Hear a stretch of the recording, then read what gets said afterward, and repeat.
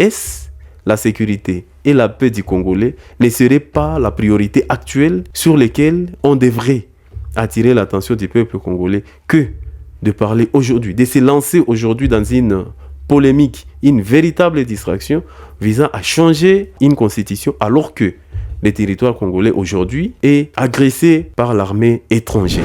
Constitution Nabiso ezali malamute. Constitution Nabiso. Dans sa dernière sortie officielle à Kisangani, le chef de l'État, devant une foule de Congolais, a, dans son discours, tenu des propos qui tournent autour de la révision, du changement, de la Constitution. Alors, l'intervention du chef de l'État, la position du chef de l'État a soulevé des vives réactions dans les milieux aussi bien politiques que civils des Congolais, très particulièrement sur la toile. Nous avons voulu y apporter notre point de vue, mais avant d'en arriver, retenons tout de suite que l'actuelle constitution, dite la constitution du 18 février 2006, a été rédigée en République démocratique du Congo, à Kisangani, par des scientifiques et des parlementaires congolais. À l'époque, nous étions dans la période dite N+4. Pour ceux qui connaissent l'histoire récente de la République démocratique du Congo. Cette constitution a été soumise au référendum. Elle a été votée massivement par des Congolais le 18 février 2006. Elle a été promulguée par un président de la République. Le président de la République à l'époque, c'était Joseph Kabila, président congolais. Pour entrer au discours du chef de l'État, il faudra nous poser la question de quoi voulons-nous? Est-ce la révision ou le changement de la Constitution? Et pour ajouter la confusion à la confusion, certaines langues parlent de l'évaluation de la Constitution. D'autres parlent de la modification carrément de la Constitution ou de son remplacement. Mais gardons deux termes majeurs, révision ou remplacement.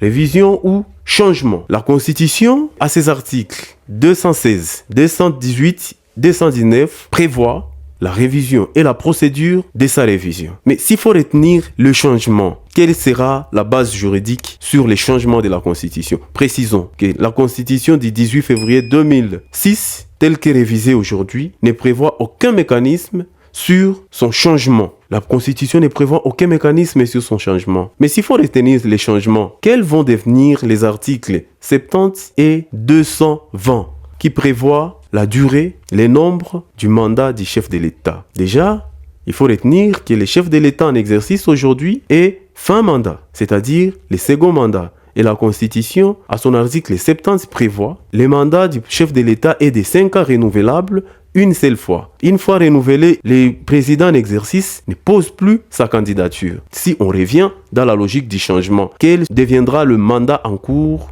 du chef de l'État actuel? Est-ce que le compteur soit revu à zéro? Quelle sera la réaction du peuple congolais à ce sujet? C'est des questions qui méritent d'être posées. La Constitution, à ses articles 79 et 64, prévoit notamment les serments des chefs de l'État qui, entre autres, insignent comme devoir pour les chefs de l'État de respecter la Constitution, de l'observer et de la défendre. Aujourd'hui, nous attendons des propos qui vont dans le sens à traiter l'actuelle Constitution de mauvaise. Quel reste-t-il du respect dû à la Constitution par les chefs de l'État? Voilà une autre question. Dans tous ces débats, quelle est la place du peuple congolais? Quelles sont les priorités du peuple congolais actuel? Il faut rappeler que pendant que les chefs de l'État tenaient les discours attirant l'attention des Congolais sur la révision ou les changements de la Constitution, la province du Nord Kivu, aujourd'hui écumée par l'avancée du M23, a subi un autre assaut dans les territoires de Walikale. Il faut retenir que la République démocratique du Congo, longtemps victime des agressions répétitives de la part du Rwanda, a subi une énième agression par le Rwanda via les M23. Et aujourd'hui, les M23 a amputé le territoire national de la République démocratique du Congo de 5 territoires en province du Nord Kivu. Aujourd'hui, les M23 se lancent jusqu'au riche territoire de Walikale. Il revient au chef de l'État qui a comme devoir constitutionnel de protéger l'intégrité du territoire national. Est-ce la sécurité et la paix du Congolais ne seraient pas la priorité actuelle sur laquelle on devrait attirer l'attention du peuple congolais que de parler aujourd'hui, de se lancer aujourd'hui dans une polémique, une véritable distraction visant à changer une constitution alors que le territoire congolais aujourd'hui est agressé par l'armée étrangère. Et notre question qu'il faudra se poser à ce niveau, c'est que ça fait maintenant 92 jours, 3 mois pratiquement, que les enfants n'étudient pas. Les enseignants sont en grève. Et aujourd'hui, la grève va se radicalisant. Ne serait-ce pas une question qui devrait attirer l'attention du Congolais? La réaction du chef de l'État qui nous attirer, qui nous retenir sur la révision de la Constitution. C'est quoi la priorité aujourd'hui? Il faut rappeler que notre fierté nationale est choquée par la présence des armées du monde entier pour assurer notre sécurité. Nombreux parmi les Congolais pensent aujourd'hui que notre sécurité est sous-traitée par ceux qui nous dirigent aujourd'hui, tout simplement parce que notre armée était capable de mettre l'ennemi hors état de nuire.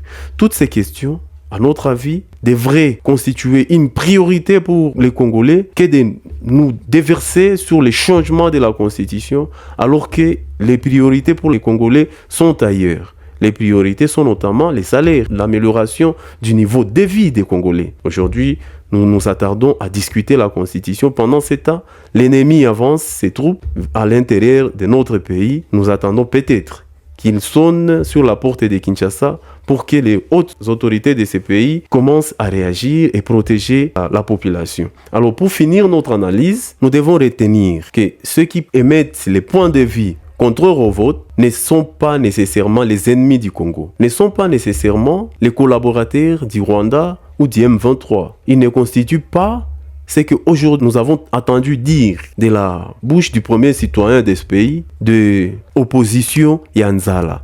Tout le monde n'a pas faim quand nous réfléchissons contrairement de ce que pensent ceux qui sont au pouvoir. Voilà en fait à quoi porte notre analyse et qui pourra permettre aux Congolais de réfléchir chacun par lui-même.